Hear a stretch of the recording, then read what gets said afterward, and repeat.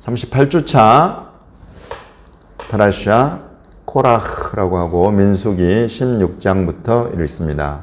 하나님께서 세우신 리더십, 모세와 아론을 대적하여 일어난 고라 자손에 대하여서 하나님의 심판, 그리고는 또 그렇게 하셨음에도 불구하고 또 다시 모세와 아론에게 와서 너희가 여호와의 백성을 죽였다 이러면서 분별력 없이 말을 하면서 결국은 여호와를 원망하는 이 백성들을 향해서 하나님이 두 번씩이나 내가 완전히 없애버리겠다, 너희는 떠나라 이런 말씀을 하시는 거 우리가 볼 수 있죠. 하나님을 거스르고 대적하는 움직임이 오늘날에 없습니까?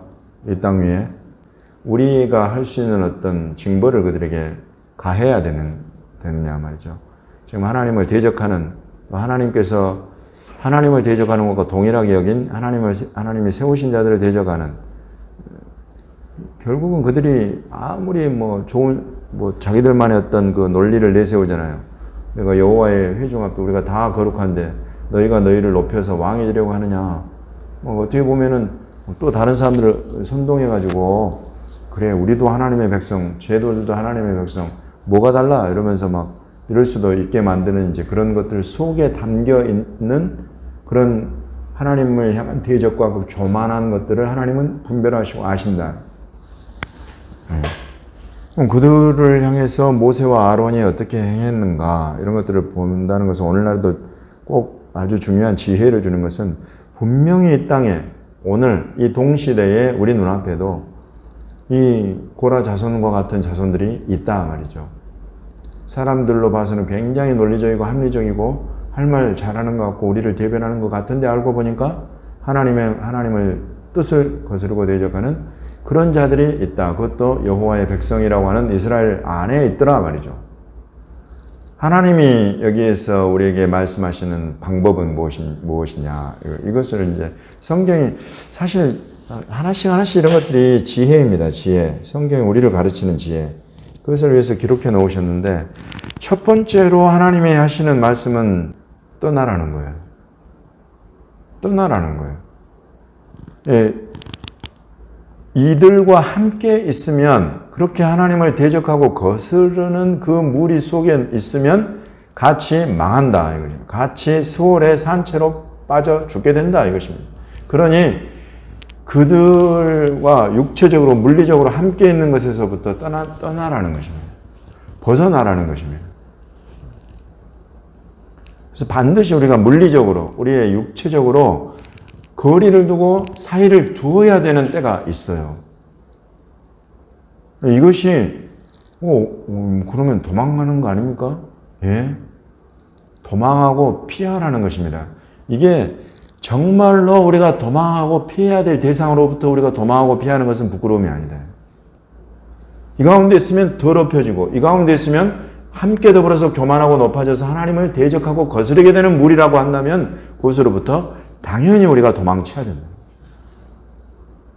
이것이 하나님이 우리에게 가르치시는 교훈이고 지혜예요. 오늘날에 이와 같은 움직임 가운데 있는 자들 우리가 물리적으로 떠날 줄 알아야 된다. 심지어 하나님은 모세와 아론에게도 떠나라고 그래요.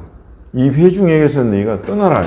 내가 이 회중을 완전히 그냥 지금 다 몰살시키려고 한다. 아예 없애버리겠다. 그래 내가 떠나라.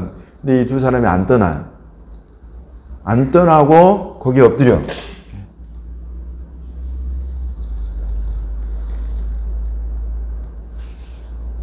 그러니까 첫 번째는 떠나라고 할 때 떠나는 것이 방법이요. 두 번째는 떠나라고 하는데 떠나라고 하는 그 속에 하나님의 하나님 되신가 성품을 알고 그 앞에 엎드릴 줄 아는 사람이 되는 거예요. 이것이 두 번째 방법.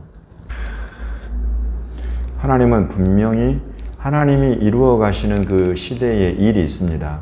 그 일들을 감당해 갈 수 있도록 하나님은 하나님의 일을 하시고 하나님의 사람들을 세우세요.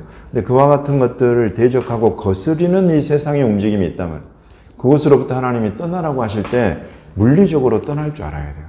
그런 때는 물리적으로 이게 구별할 줄 알아야 돼요.